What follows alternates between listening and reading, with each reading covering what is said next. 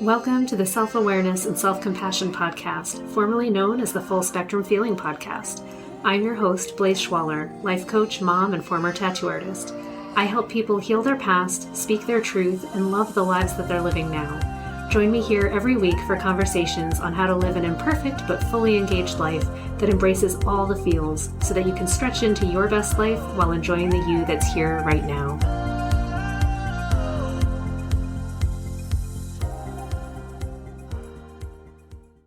Hello and welcome back to Full Spectrum Feeling. This is Blaise, and this week I'm going to talk about the sheer delight of rain after a drought, and also that there's some interesting caveats about that, which I know, in the world we're all experiencing a shifting climate, more extreme weather, whether that's drought or crazy winds or crazy rains after crazy drought.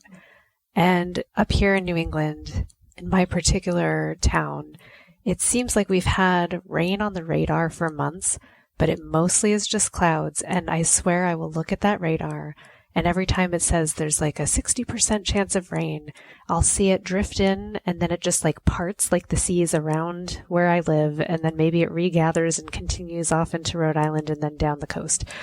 So we haven't had rain really in several months.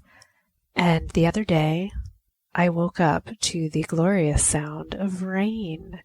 And I had forgotten, this is so funny that you can even forget such a thing, how lovely it is to have a cloudy day with just a light rain happening all day long. Because for several, like this whole season, this whole entire summer, we really haven't had that.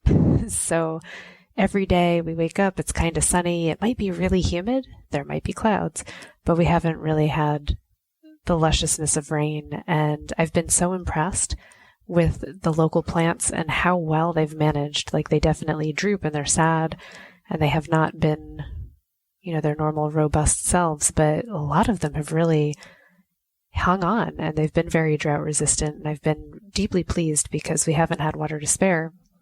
And I normally don't spare it for our garden anyway. Like, we're permaculture folks. We are permaculture folks here. So we like to plant stuff that just takes care of itself and comes back next year without us having to use anything extra. I mean, we might add some fertilizer or not. And we just let it take care of itself. And certainly I try not to have to water because we just typically don't have a lot of water here anyway. But during a drought, it's been stressful.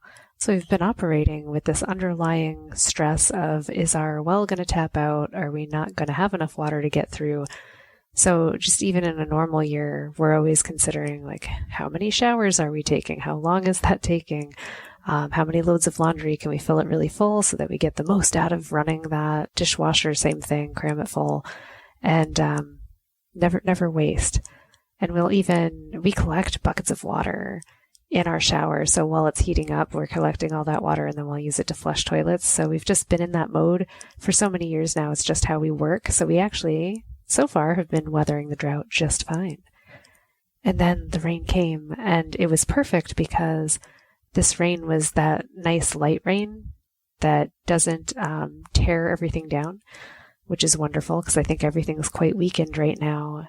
And I don't think that we actually could stand to have several inches of rain at this point, since it hasn't rained in so long.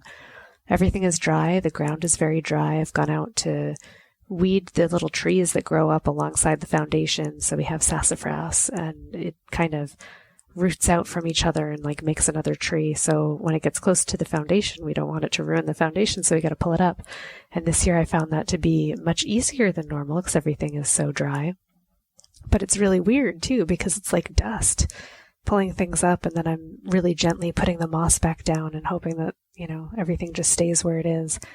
Everything is really subject to erosion right now, so it's trying to make sure to prevent that as best that we can. It's funny, we had problems with our drainage earlier, so just before this season, we really hadn't had much rain. Then we had a big rain, and we found that everything was backing up through the gutters and pulling apart the patio in the back. Like, it was just washing things away, and we couldn't figure out what was going on until we noticed, oh yeah, like something's wrong with our drainage. we had to have someone come out and snake everything to find out where was it all backed up. And we had this old crushed pipe, and we had, oh gosh, feet and feet, 16 feet of roots that had grown up it since probably well before we had even moved here.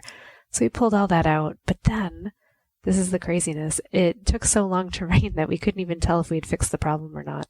So they give you a guarantee when you hire these services that they give you 30 days, so that way it can rain and you can see how it goes. And fortunately, it rained one time, and we noticed that it was backing up again, so they came out, pulled out more roots, and figured out exactly where the crushed part was.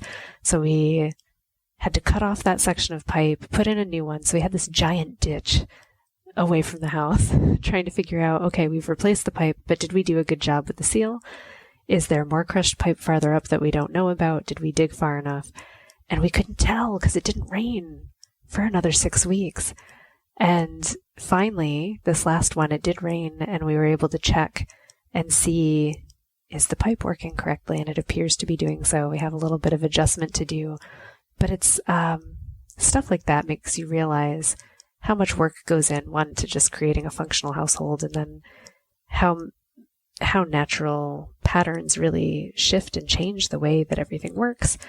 And when does it happen? And it's been so prominent in my mind because we've had this drainage ditch to check, to really be looking out for rain, and then to notice, wow, no rain yet, no rain yet. We've had a few nights where it almost misted, like a cloud came by and we walked in it and we're like, ooh, a cloud. But having the actual rain felt really, really good. And it was one of the best nights of sleep that I had had in a while. And it was fabulous. So fabulous. I'm really thankful that that happened, and I'm hoping that this week we get a little bit more, because I think what we really could use is just that kind of soaking rain where it just rains for a few days very lightly, has enough time to really soak into the ground and not tear everything away or knock over trees. I don't want crazy wind. I just need light soaking rain. So that's what I'm praying for right now. There's something so soothing about it too.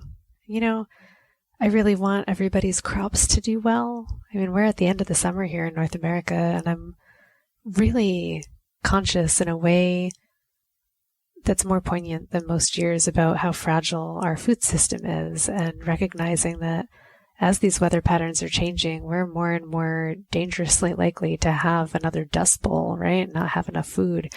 So it's considering how fortunate we are to still be able to get groceries. I know everyone's stressed out about how expensive everything is right now, but man, we're in a tough time for so many reasons. Like, there's so many layerings to that problem.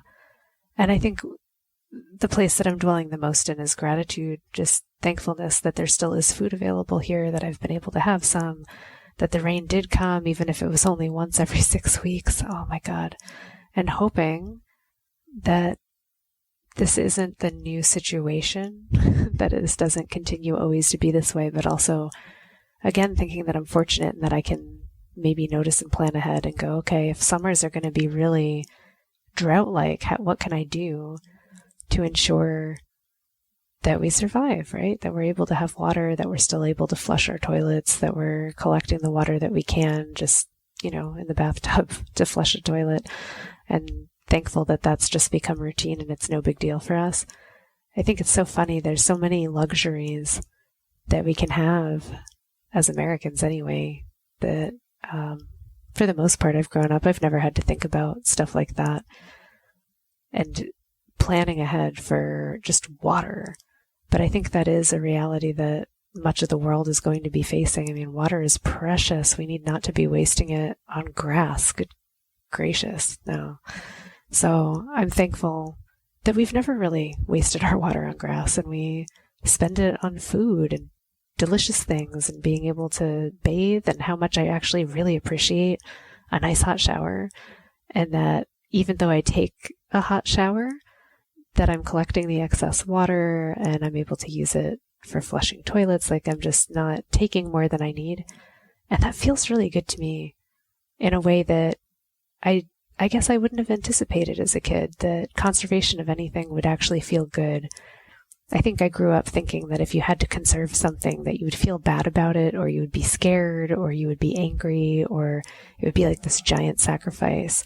And what I've come to realize as I get older is that it's not so much a sacrifice, although it is, as it's like a privilege, like this honor that I get to be aware enough to do that, and that my actions do have impact and meaning, and that I can do that in a small way that benefits my family and benefits the area that I'm in. So I'm very grateful this week for a little bit of rain, hopefully for more rain, for the water that we have, and my goodness, for that one really glorious sleep in with the sound of rain, and then just the gentleness of these gray clouds and feeling just so cozy. I really like a cozy rain day, and I've missed them. And I'm wondering what the fall is going to be like, if we're going to end up having massive rainstorms, which seems likely as the pattern changes. We'll see. It's probably going to be October, November, not as early as it used to be.